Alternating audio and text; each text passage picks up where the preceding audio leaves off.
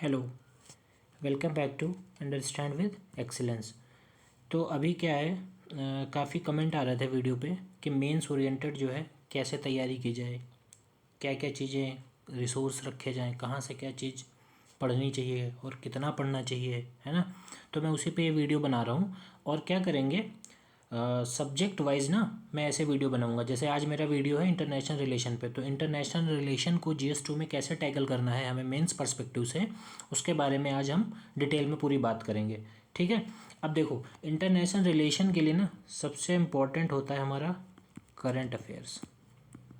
अगर आपको current affairs नहीं पता है ना, आप यकीन मानिए आप आंसर राइटिंग अच्छे से कर नहीं पाएंगे IR की। अब इंटरनेशनल रिलेशन में कुछ चीज़ें ऐसी हैं जो आपको याद रखनी, जैसे कोई पैक्ट हुआ है, ठीक है, कोई इनिशिएटिव स्टार्ट हुआ है,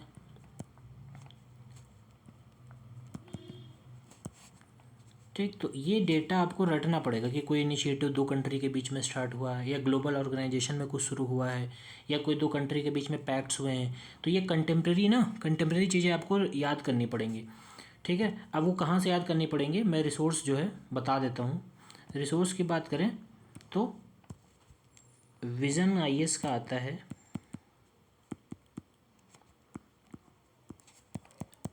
IR का मेंस 365, उसको पढ़िए और अच्छे से पढ़िए। कैसे पढ़ना है अभी पूरी बात करेंगे इस वीडियो में, कैसे तरीके से करना है, ठीक है। तो अब देखिए, जैसे मान लो अब आंसर राइटिंग करना सबसे बड़ा गेम ये होता है कि आपको ना ब्रेन स्टॉर्मिंग बहुत करनी है। ब्रेन स्टॉर्मिंग का मतलब ये हो गया कि आपके दिमाग में ना चीज़ें बिल्कुल फ्लो करनी चाहिए, फ्लोट करनी चाहिए। जैसे मान लीजिए आपने कोई क्वेश्चन पढ़ा, अब कोई क्वेश्चन अगर आपने पढ़ा तो उसमें आप इंट्रो में क्या लिखेंगे, मेन बॉडी में क्या लिखेंगे, कंक्लूजन में क्या लिखेंगे, ये चीज़ जब तक आपके दिमाग में स्ट्रक्चर नहीं आएगा ना, आप आंसर राइटिंग आप 1000 आंसर लिख लीजिएगा तो भी आपकी आंसर राइटिंग इंप्रूव नहीं होगी।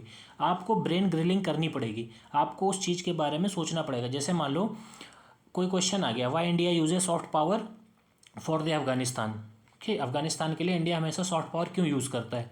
तो आपको इसके बारे में पता होना चाहिए कि इंट्रो में क्या लिखोगे, मेन बॉडी में क्या लिखोगे, ठीक है, कंक्लूजन में क्या लिखोगे, ये सब आपके दिमाग में चलना चाहिए। और ये ब्रेनस्टॉर्मिंग लिखने से ज़्यादा आपको अपने दिमाग में ब्रेनस्टॉर्म करना है, आंसर का फ्रेमवर्क दिमाग में रेडी रखना है। कि जैसे मान लो कुछ यूनिवर्सल टॉपिक होते हैं, कुछ यूनिवर्सल कीवर्ड होते हैं जो हर जगह फिट हो जाते हैं, ठीक। अभी मैं वो बताऊंगा वीडियो में, बहुत से यूनिवर्सल कीवर्ड हैं जो हर जगह फिट हो जाते हैं, आपको कोई दिक्कत नहीं होगी। बस उससे रिलेटेड आपको डेटा याद होना चाहिए, कुछ एग्रीमेंट्स याद होने चाहिए, पैक्ट्स याद होने चाहिए, ये चीज़ें आपको याद, ग्लोबल ऑर्गेनाइजेशन क्या है उसके बारे में पता होना चाहिए, ठीक है, उनका क्या रोल है, ये सब आपको याद होना चाहिए। अल्टीमेट मतलब जो फैक्ट वाली इन्फॉर्मेशन है ना वो आपको IR में रटनी पड़ेगी।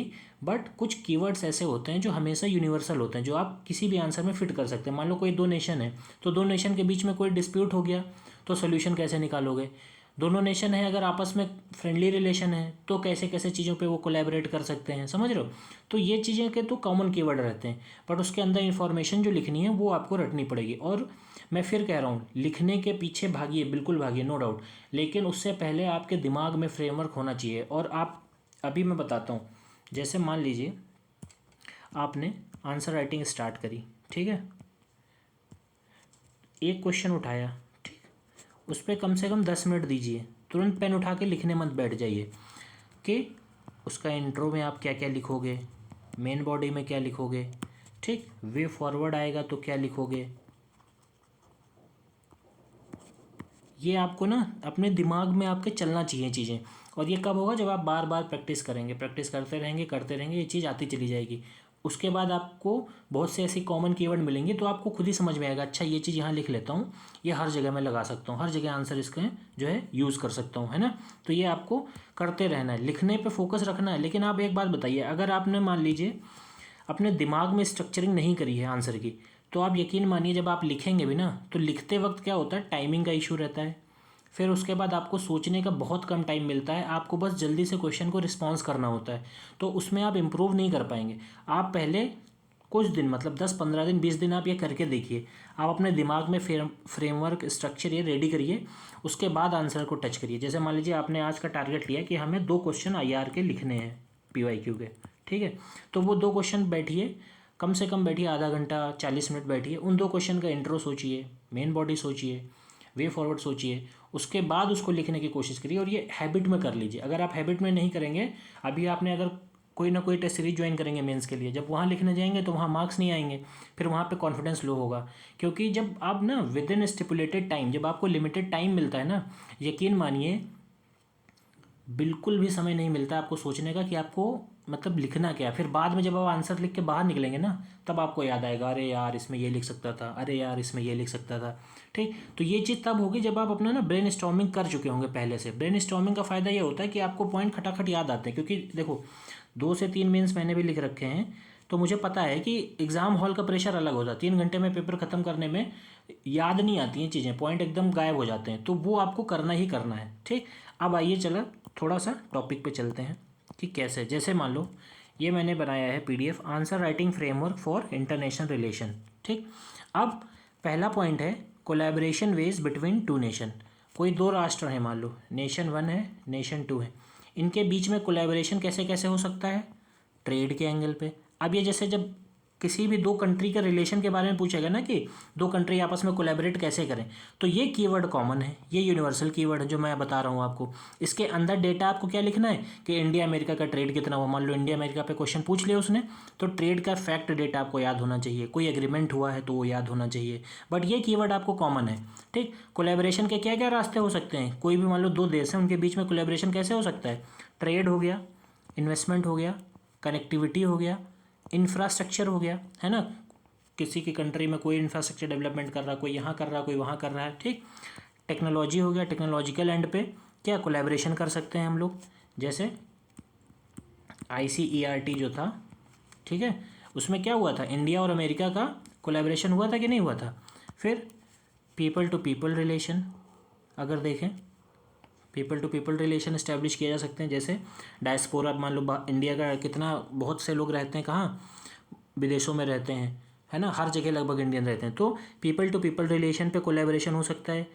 फिर हिस्टोरिकल रिलेशनशिप, मान लो किसी कंट्री के साथ हमारा हिस्टोरिकल रिलेशन रहा है। हिस्टोरिकल मतलब कि एंशियंट टाइम से, मान लो जैसे म्यांमार हो गया, ठीक, ये सब कंट्री क्या, ये सब बुद्धिस्ट कंट्री हैं, तो बुद्धिस्ट के एंगल पे जाके क्या हो गया, हिस्टोरिकल रिलेशनशिप से हम कनेक्ट कर सकते हैं। फिर अगला क्या है, hard power versus soft power. अब कौन सी कंट्री कोलैबोरेट कर रही है हार्ड पावर के थ्रू, जैसे, और कौन सी कंट्री कोलैबोरेट कर रही है सॉफ्ट पावर के थ्रू।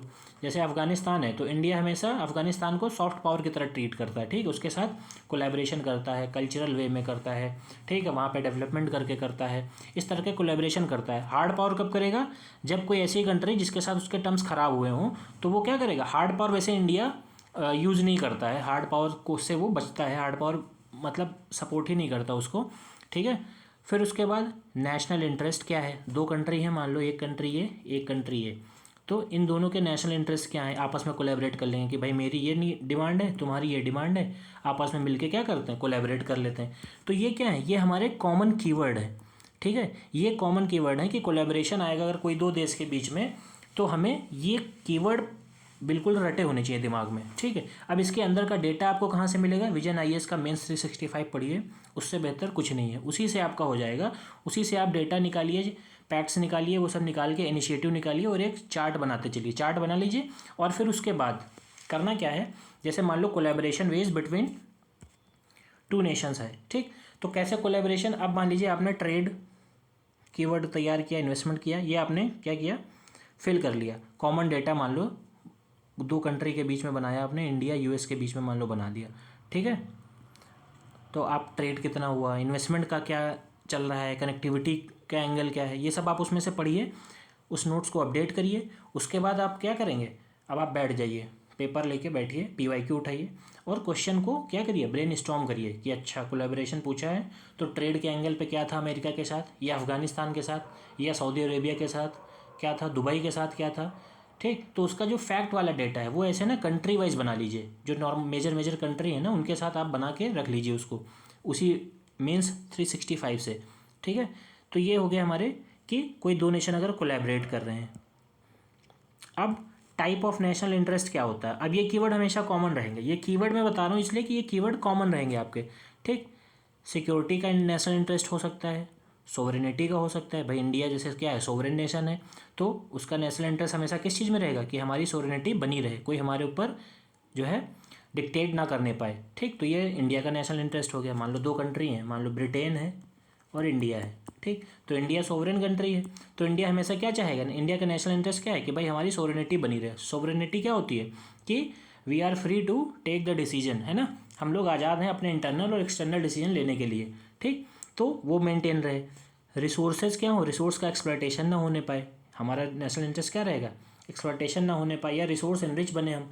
एनर्जी के एंगल पे हम लोग क्या कर सकते हैं, इंटरेस्ट हो सकता है हमारा। सिक्योरिटी पे नेशनल इंटरेस्ट हो सकता है, वाटर पे, जैसे जो रिवर ट्रीटी हो जाती हैं। फिर लोगों पे, पीपल टू पीपल रिलेशन, ये हर जगह आपको लिख सकते हैं, ये कॉमन कीवर्ड है। फिर डेवलपमेंटल असिस्टेंट, डेवलपमेंटल असिस्टेंस क्या हो गया कि भाई कोई ऐसी कंट्री है जहाँ पे इंडिया ने क्या किया, physical infrastructure, social infrastructure, skill building, ऐसे प्रोग्राम चला दिए, तो वहाँ पे क्या किया उसने, असिस्ट कर दिया।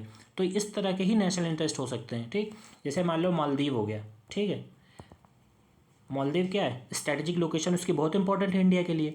अब डेवलपमेंटल असिस्टेंट के नाम पे इंडिया वहाँ क्या करे, फिजिकल इंफ्रास्ट्रक्चर डेवलपमेंट कर दे, सोशल इंफ्रास्ट्रक्चर डेवलपमेंट कर दे, तो क्या हो गया, इंडिया ने नेशनल इंटरेस्ट दिखाया है यहाँ पे। नेशनल इंटरेस्ट दिखाते हुए क्या किया है, मालदीव्स के साथ अपने रिलेशन स्ट्रॉन्ग किए हैं। क्यों, क्योंकि मालदीव की लोकेशन स्ट्रेटेजिक वाइज बहुत इंपॉर्टेंट है, ठीक है। अब इफ़ देयर आर 3 और मल्टी नेशंस देन कोलैबोरेशन वे, मान लो मल्टी नेशन है, एक से ज़्यादा है, मतलब 2 से ज़्यादा है, ठीक है। तो कहाँ, कैसे कैसे, तो ग्लोबल गवर्नेंस के एंगल से अगर हम देखें तो कोई पैक्ट कर सकते हैं जाके इंटरनेशनल फोरम में, ठीक। एग्रीमेंट ग्लोबल ऑर्गेनाइजेशन में सपोर्ट कर सकते हैं, ठीक। जैसे मान लो यूएनएससी है, यूनाइटेड नेशन सिक्योरिटी काउंसिल। अब वहाँ पे इंडिया परमानेंट अपनी सीट चाहता है, तो मान लो इंडिया का जो कोई कोलैबोरेशन कंट्री है, जिससे कोलैबोरेट कर रखा है इंडिया ने, तो वो जब ग्लोबल गवर्नेंस की बात है वहाँ पे जाके वो क्या करे, वो कंट्री पर्टिकुलर इंडिया को क्या करे, सपोर्ट कर दे। तो ये क्या हो गया कि ये भी एक कोलैबोरेशन का तरीका हो गया कि हम इंटरनेशनल फोरम में भी क्या कर रहे हैं, एक दूसरे को सपोर्ट कर रहे हैं। जैसे G20 क्या है, मल्टीनेशन अप्रोच ही तो है कि इसमें टोटल इतनी कंट्री आके मिलती हैं, फिर आपस में कोलैबोरेट करती हैं। तो ये क्या है, कॉमन कीवर्ड है। ये कीवर्ड आपको ध्यान रखने हैं, और इसमें डेटा फिलिंग कहाँ से करनी है, पर्टिकुलर उस मेंस 365 से करनी है। फिर डिफरेंट रीजन वाइज हमारा कोलैबोरेशन हो सकता है। जैसे अफ्रीका क्या है, इंपॉर्टेंट है इंडिया के लिए भी और चाइना के लिए भी, रिसोर्स वाइज भी देखो, या ग्लोबल साउथ की बात अगर करें तो भी इंडिया क्या है, इंडिया के लिए इंपॉर्टेंट है और चाइना के लिए भी इंपॉर्टेंट है। तो रीजन वाइज भी क्या है, कोलैबोरेशन हो सकता है बिटवीन द नेशन, ठीक है। फिर इन्वायरमेंट पे कोलैबोरेशन, सिक्योरिटी पे कोलैबोरेशन, जैसे क्लाइमेट, मान लो क्लाइमेट जो कॉप होते हैं ना, COP25, COP26, COP24, ये सब क्या है, ये मल्टीपल नेशन के बीच में कोलैबोरेशन वेज हैं। सिक्योरिटी क्या है, जैसे मान लो FATF पढ़ा है आपने, फाइनेंशियल एक्शन टास्क फोर्स, ये क्या है, ये मल्टी नेशन ऑर्गेनाइजेशन एक तरीके से कह सकते हो। इसमें काफ़ी बहुत सारी कंट्री हैं जो क्या बोलती हैं कि भाई ऑर्गेनाइजेशन जो मतलब टेररिज्म है वो बैन होना चाहिए। इसमें लिस्ट होती हैं, ग्रे लिस्ट, जैसे पाकिस्तान को ग्रे लिस्ट में डाल दिया गया था। तो सिक्योरिटी के एंगल से क्या हो, मल्टीपल कंट्री कोलैबोरेट कर सकती हैं, ठीक है। अब आते हैं अगली चीज़। अब ये कीवर्ड हैं, मैं इसलिए ये PDF बनाने का मेरा ये मतलब था कि आप लोगों को एक मोटा मोटा आइडिया मिल जाए कि आपको कीवर्ड का ध्यान कैसे रखना है और उन कीवर्ड को कैसे इंप्लीमेंट करना है। जब आप सोचें उस क्वेश्चन के बारे में तो आप कैसे उस एंगल से सोचेंगे। जैसे दो नेशन है तो उनके बीच में कोलैबोरेशन कैसे है, trade, investment, people to people, है ना, कोई कल्चरल रिलेशन है, उस एंगल से सोचें, ठीक। तो ये ब्रेन स्टॉर्मिंग करते हैं, ये कीवर्ड आपके दिमाग में एक बार फीड हो गए, फिर आपको क्या करना है, आपके पास अगला काम है डेटा पैक्स इनिशिएटिव, इनको याद रखना और जगह जगह पे बस लिखते चले जाना है, ठीक है। फिर अभी एक चीज़ हाल ही में स्टार्ट हुई है, क्या है, changing relation between the Nations through time dimension. कुछ चीज़ें होती हैं ना टाइम डायमेंशन, मतलब समय के सापेक्ष जो है बदलना शुरू हो जाती हैं। कुछ जो बहुत से इशू हिस्टोरिकल थे वो शायद अब वैसे इशू नहीं रह गए, इशूज़ चेंज हो गए हैं। जैसे कंटेम्प्रेरी इशू हो गया, कंटेम्प्रेरी इशू में क्या हो सकता है, साइबर क्राइम क्या है, कंटेम्प्रेरी इशू है ये, ठीक। आज के 50 साल पहले क्या ऐसा कोई इशू नहीं होता था, साइबर क्राइम टाइप की चीज़ें इतनी तेज़ी से इतनी बड़े लेवल पे कि साइबर क्राइम हो गया, है ना। इंटरनेट जब आया तो क्या हुआ, ये कंटेम्प्रेरी इशू हो गया। फिर सप्लाई चेन डिसरप्शन भी हो सकता है, ये क्या है, टाइम डायमेंशन की बात है। जैसे कोविड आया था तो क्या हुआ था, सप्लाई चेन डिसरप्शन हुआ था कि नहीं हुआ था पूरे वर्ल्ड का। फिर FTA एक नया कॉन्सेप्ट आया है, FTA नया नहीं है बट ये क्या है, ये टाइम डायमेंशन में, फ्री ट्रेड एग्रीमेंट बोलते हैं इसको, है ना, फ्री ट्रेड एग्रीमेंट। फिर कोई नई टेक्नोलॉजी आई है, ठीक, तो उस पर क्या है, रिलेशन बदलते रहते हैं।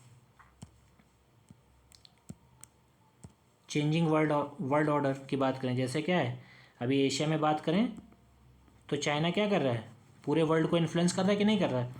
उधर अमेरिका भी क्या है, उसको भी अपना जो मसल पावर है उसको मेंटेन करके रखना है। तो क्या है, वर्ल्ड ऑर्डर चेंज हो रहा है कि नहीं हो रहा है, शिफ्ट हो रहे कि नहीं हो रहे। जैसे डी डॉलराइजेशन वाला कॉन्सेप्ट अभी बहुत तेज़ी से आया है कि भाई डॉलर में ही हम लोग इंटरनेशनल ट्रेड क्यों करें, अमेरिका के मतलब डॉलर में ही क्यों ट्रेड करें, यूएस में हम अपनी अपनी लोकल करेंसी स्टार्ट कर देंगे, है ना। जो अगर मान लो 5 कंट्री आपस में ट्रेड कर रही तो आपस में एक करेंसी कॉमन फिक्स करके आपस में ट्रेड करें, ठीक। तो ये क्या हुआ, वर्ल्ड ऑर्डर चेंज हो रहा है, शिफ्ट हो रहा है ना। ईस्ट और वेस्ट, वेस्ट में क्या अमेरिका अमेरिका हो गया जैसे, ठीक है, और ईस्ट में चाइना। अब चाइना क्या कर रहा है, अमेरिका को जगह जगह पे, हर जगह पे एक तरीके से काउंटर कंपटीशन देता रहता है।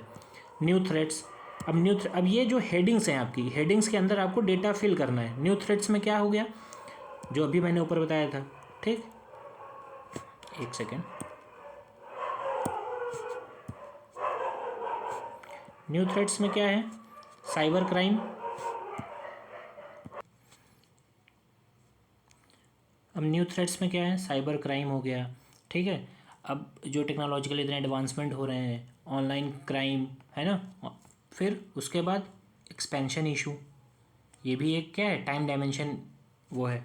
जैसे कि चाइना का एक्सपेंशनिस्ट पॉलिसी आती है, वो क्या करता है, कंट्रीज़ को इन्फ्लुएंस करता है थ्रू मतलब डेट दे के, कर्जा दे दिया उसको, या जैसे BRI इनिशिएटिव हो गया, बेल्ट एंड रोड इनिशिएटिव, क्या है उसका एक्सपेंशन इशू तो है कि एक्सपेंशन कर रहा है, तो इससे भी क्या होता है, इशू बढ़ना स्टार्ट हो जाता है। जैसे चाइना क्या है, ताइवान पे नज़र गड़ाए बैठा रहता है हमेशा, तो ये भी एक इशू है, ये टाइम डायमेंशन का इशू है।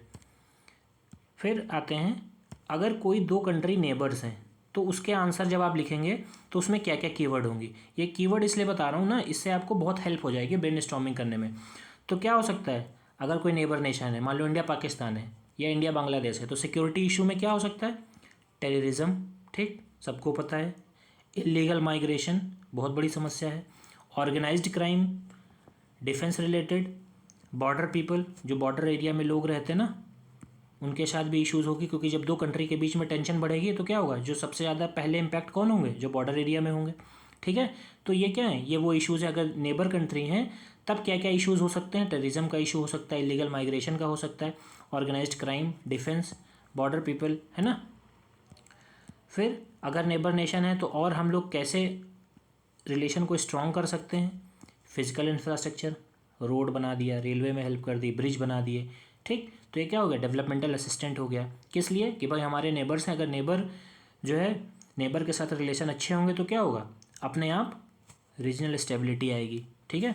तो फिजिकल इंफ्रास्ट्रक्चर, सोशल में क्या किया, सोशल में पब्लिक फैसिलिटीज़ प्रोवाइड करा दी, स्किल बिल्डिंग में पॉपुलेशन जो है वहाँ के लोग हैं ना उनको स्किलफुल कर दिया थ्रू प्रोग्राम इम्प्लीमेंटेशन, ठीक। तो डेवलपमेंटल असिस्टेंट हो गया। नेबर नेशन के केस में क्या है कि हम कंट्री के साथ अगर रिलेशन बना रहे हैं तो ऐसे हेल्प कर सकते हैं, ठीक। रीजनल स्टेबिलिटी आएगी, क्यों, क्योंकि जब आपके आस पड़ोस में शांति रहेगी तो आप भी शांति से अपना काम कर पाएंगे, है ना। फिर क्या है, सॉल्यूशन, मान लो 2 कंट्री के बीच में डिस्प्यूट हो गया, ठीक है, 2 कंट्री के बीच में डिस्प्यूट हो गया, तो सॉल्यूशन उसका क्या है, सॉल्यूशन है इकोनॉमिक सॉल्यूशन, क्या है, इंफ्रास्ट्रक्चर डेवलपमेंट प्रोग्राम शुरू कर दिया, है ना। 2 कंट्री के बीच में क्या किया, इंफ्रास्ट्रक्चर, भाई आपस में बातचीत करी, और इकोनॉमिक सॉल्यूशन में क्या किया, भाई इंफ्रास्ट्रक्चर सपोर्ट कर दिया, कनेक्टिविटी बढ़ा दी, ठीक। कैसे कनेक्टिविटी, जैसे आपको एक केस याद होगा, इंडिया पाकिस्तान के बीच में जब अटल बिहारी की सरकार थी, ठीक, तो क्या चली थी, एक बस चलाई गई थी, याद है। तो वो क्या था, कनेक्टिविटी बढ़ाने के लिए ही तो था, people to people relation improve करके, वैल्यू मैच करा के। जैसे हमारा जो वैल्यू सिस्टम है जो मैच कर जाता है मान लो किसी कंट्री से, जैसे कोई कंट्री है मान लो सोवरेन है वो भी, ठीक है, डेमोक्रेटिक भी है, तो क्या हुआ, ये वैल्यूज़ हैं हमारी मैच हो गए उसके साथ। फिर ग्लोबल ऑर्गेनाइजेशन, ग्लोबल ऑर्गेनाइजेशन में एक दूसरे को सपोर्ट करके, मिसलेनियस टॉपिक पे हेल्प करके, कैसे, मान लो ग्लोबल ऑर्गेनाइजेशन है तो वहाँ पे हमें क्या किया, सपोर्ट कर दें एक दूसरे कंट्री को, जो भी ऊपर पॉइंट बताया था। बहुत सी चीज़ें रिपीट भी होती हैं, उसकी दिक्कत नहीं है ना। आपको दिमाग में कीवर्ड ध्यान रखने हैं और उसके अंदर क्या लिखना है वो विजन जब आप पढ़ेंगे तो उससे आइडिया लग जाएगा। अगर तब भी नहीं समझ में आएगा तो मैं एक विजन की पीडीएफ बना के अपलोड करके वो पढ़ा के बता दूंगा कि कैसे यहाँ से निकालना है आपको इन कीवर्ड में फिट करने के लिए। फिर मिसलेनियस टॉपिक हैं जैसे डिजास्टर मैनेजमेंट, ठीक। मान लो किसी कंट्री में कोई भी आपदा आ गई, ठीक, तो वहाँ पे फट से क्या किया, पहुँच के हेल्प कर देना, असिस्टेंट कर देना, ठीक। तो वो क्या हो गया, इससे भी रिलेशन क्या होते हैं, अच्छे होते हैं। डिस्प्यूट है अगर तो हेल्प हो जाएगी। जैसे मान लो किसी कंट्री के साथ रिलेशन ख़राब है, ठीक है, अब वहाँ पे क्या हुआ, कोई डिजास्टर इवेंट हो गया, ठीक, तो वहाँ पे क्या करे, इंडिया जाके हेल्प कर दे, तो उससे क्या हुआ कि डिस्प्यूट तो था बट क्या हो गया, इंडिया ने आगे जाके हेल्प करी, तो रिलेशन अच्छे होने के चांस हैं। फिर अब एक नई पॉलिसी आजकल चल रही है, एक्सपेंशनिस्ट एजेंडा, ठीक, जिसको बोलते हैं विस्तारवाद नीति।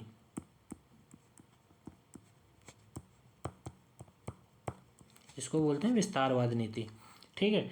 अब इसमें क्या है, एक्सपेंशनिस्ट एजेंडा के तहत लोग करते क्या हैं, कंट्रीज़ क्या करती हैं, डोमिनेट कैसे करती हैं, फिजिकल कैसे करेंगी डोमिनेट, टेरिटरी एक्वायर करके, ठीक। जैसे रसिया और यूक्रेन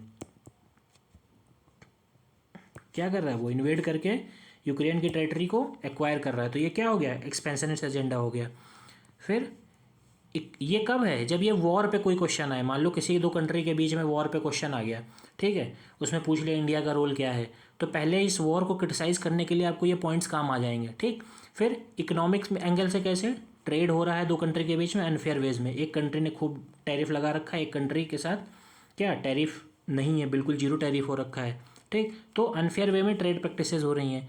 क्रेडिट देना, डेट ट्रैप, जो चाइना करता है सबसे ज़्यादा, है ना, क्या करता है, जो भी कंट्री क्राइसिस में होती है उसको कर्जा देता है, उसके बाद उस पर इंटरेस्ट लगाना और उस वहाँ की पॉलिटिकल लाइफ को इन्फ्लुएंस करना, अपने तरीके से रूल करना, ठीक है। फिर कनेक्टिविटी एंगल भी क्या है, जैसे बेल्ट एंड रोड इनिशिएटिव, इसमें क्या है, इसमें चाइना क्या कर रहा है, बहुत सारी कंट्री की एक चेन बना रहा है आपस में जो है, जिससे क्या हो वो, और किसने शुरू किया, चाइना ने, तो चाइना का इन्फ्लुएंस रहेगा कि नहीं रहेगा, तो ये क्या है, एक्सपेंशनिस्ट एजेंडा की पॉलिसी है, ठीक है, belt and road initiative.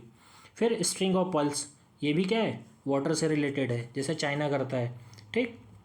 String of pulse में क्या है कि जितने भी चोक पॉइंट्स है ना, मान लो ये 4 कंट्री हैं, ठीक है, तो यहाँ पे कब्जा कर लो, यहाँ पे जैसे इंडिया है मान लो, ठीक, तो यहाँ पे श्रीलंका है, मालदीव्स है, तो चाइना क्या करता है, श्रीलंका से इधर रिलेशन बना रहा है, इधर मालदीव भी, ऊपर इधर नेपाल है मान लो, ठीक, तो नेपाल में भी कोशिश करता है वो, तो ये क्या हो गया, जब वाटर के थ्रू क्या कर रहा है वो, स्ट्रिंग ऑफ पल्स बोलते हैं इसको, ठीक है। ये भी किस में आता है, एक्सपेंशनिस्ट एजेंडा में आता है, एक्सपेंशनिस्ट एजेंडा में। और आपको जो ध्यान रखना है, इसका डेटा आप ज़रूर लिखिएगा, इससे रिलेटेड ना बहुत सा डेटा रहता है, उसको लिख लीजिएगा। तो स्ट्रिंग ऑफ पल्स हो गया ये। अब देखो, अब जैसे कुछ कीवर्ड है, कीवर्ड में क्या है, वर्ल्ड ऑर्डर कैसा है, मल्टीपोलर है, रूल बेस्ड सब चाहते हैं, स्ट्रेटजिक ऑटोनॉमी सबको चाहिए। स्ट्रेटजिक ऑटोनॉमी मतलब होता है कि कोई इंटरफेरेंस नहीं चाहिए। अगर मान लो क्वेश्चन आ गया, न्यू टेक्नोलॉजी पे क्वेश्चन आ गया, ठीक, तो अब कोलैबोरेशन वेज तो पूछ लिया उसने, जैसे मान लो उसमें हमने ऊपर क्या पढ़ा था, दो नेशन के बीच में कोलैबोरेशन हुआ, ठीक है, तो उसमें तो एक कीवर्ड था टेक्नोलॉजी का, बट टेक्नोलॉजी के अंदर जब लिखना होगा तो हमारे पास पॉइंट नहीं आएंगे, तो कहाँ पे हो सकता है, एआई हो गया, 5G हो गया, स्पेस टेक हो गया, नैनो टेक हो गया, semiconductor, agriculture, environment, waste management, ठीक। ये क्या है, ये जब स्पेसिफिक क्वेश्चन पूछेगा कि भाई टेक्नोलॉजिकल पॉइंट पे कैसे कोलैबोरेशन कर सकते हैं दो कंट्री, नेशन 1 नेशन 2 है मान लो, तो अगर टेक्नोलॉजिकल एंगल से कैसे कोलैबोरेट कर सकती हैं, तो AI, 5G, space technology, nano technology, quantum, ठीक। फिर एआई में क्या, डेटा प्राइवेसी को मेंटेन रखना, डेटा फ्लो, डेटा लोकलाइजेशन। फिर इकोनॉमिक एंगल में देखें तो कीवर्ड क्या है, fintech, e commerce, line of credit. Line of credit क्या होता है कि कंट्री को पैसे से हेल्प कर देना, internationalisation of currency, free trade agreement, intellectual property right, tariff and non tariff barrier, sanctions.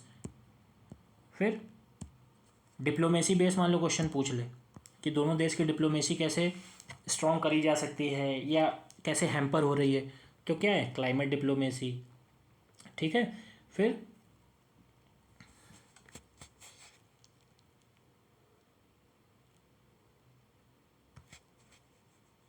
ये गलत लिख गया है कीवर्ड, बॉर्डर है ये, बॉर्डर डिप्लोमेसी, ठीक।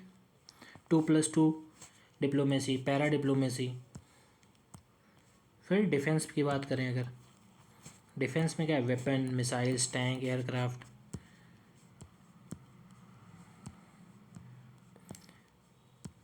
डायस्पोरा, हर जगह पे क्या डायस्पोरा होता है कि नहीं होता है। तो इकोनॉमिक वे से कैसे वो करता है, रेमिटेंसेस भिजवा के, लॉबिंग करते हैं। लॉबिंग मतलब जितना ज़्यादा डायस्पोरा होगा उतना ज़्यादा क्या होगा, इन्फ्लुएंस करेगा उस कंट्री को। जैसे कनाडा में बहुत सारे इंडियन हैं, तो जब वहाँ की सरकार में थी जो जस्टिन ट्रूडो बने थे, तो उसमें क्या बहुत सारे पंजाबियों की भी हेल्प ली गई थी, ठीक। फिर रोल इन पॉलिटिक्स, पॉलिटिक्स में भी डायस्पोरा रोल प्ले करता है, जो भी मैंने एग्जांपल दिया कनाडा का, ठीक। कल्चर एंगल पे स्किल्ड डायस्पोरा, ये भी काफ़ी मदद करता है। ब्लू कॉलर वर्कर्स, ठीक। Issues faced by diaspora, issues भी बहुत सारे हैं, ठीक। जैसे अभी अमेरिका ने क्या किया, अमेरिका से भर भर के इंडियंस को भेजा यहाँ पे, तो ये डायस्पोरा था जिसको क्या हुआ, इशू फेस करना पड़ा वहाँ पे। तो अल्टीमेट मेरा कहने का मतलब ये था कि ये जो मैंने बना रखा है PDF, ये मेरा बनाने का बस इतना पर्पज़ था कि आप लोग जब भी आंसर राइटिंग करेंगे, अब स्टार्ट करेंगे मान लो, और ये मैं सब्जेक्ट वाइज बनाऊंगा, हर सब्जेक्ट का अलग अलग अप्रोच है। तो जैसे आपको पहले ब्रेनस्टॉर्मिंग करनी है और ये कीवर्ड पे फोकस रखना है। जैसे आपने कोलैबोरेशन वेस्ट सोचा, ट्रेड, इन्वेस्टमेंट, कनेक्टिविटी, तो आप दिमाग में अपने इनको ना फीड कर लीजिए, ये सारे कीवर्ड फीड करने के बाद अब अपने आंसर को लिखना स्टार्ट करिए। अब उसके बाद आपको डेटा चाहिए, फैक्ट चाहिए, कोई भी ऐसे फैक्चुअल इन्फॉर्मेशन चाहिए, वो आपको विजन की मेंस 365 पढ़िए, वो एक सबसे बेस्ट है इंटरनेशनल रिलेशन के लिए, सबसे बढ़िया किताब है। बट उसमें से क्या है, आपको यूज़ करना आना चाहिए। तो आई होप आपको ये क्लियर हुआ होगा। कोई डाउट हो तो आप प्लीज़ कमेंट में पूछ लीजिएगा। एक और, ये तो मैंने सिर्फ कीवर्ड एक्सप्लेनेशन दिया था, अगर आप इन कीवर्ड का भी मतलब अंदर क्या लिखना है, कैसे लिखना है, मान लो मैंने बताया कोई भी, मान लो मल्टीनेशनल कोलैबोरेशन में बताया, ग्लोबल गवर्नेंस है, तो पैक्ट्स, एग्रीमेंट, इनको कैसे यूज़ करना है, मान लो क्वेश्चन आ जाए। अगर आप PYQ के थ्रू कहेंगे तो PYQ के थ्रू मैं आंसर राइटिंग का एक बता दूंगा कि कैसे यहाँ पे क्या क्या इसी चार्ट से उठा उठा के लिखना है और डेटा उसमें इनरिच करते चले जाना है, ठीक है। आई होप आपको ये क्लियर हुई होगी स्ट्रेटजी। और ऐसे मैं सब्जेक्ट वाइज सारी बनाऊंगा, सारे सब्जेक्ट की, हिस्ट्री की बनाऊंगा, ज्योग्राफी भी बनाऊंगा, सब कुछ बनाऊंगा, ठीक है। Thank you.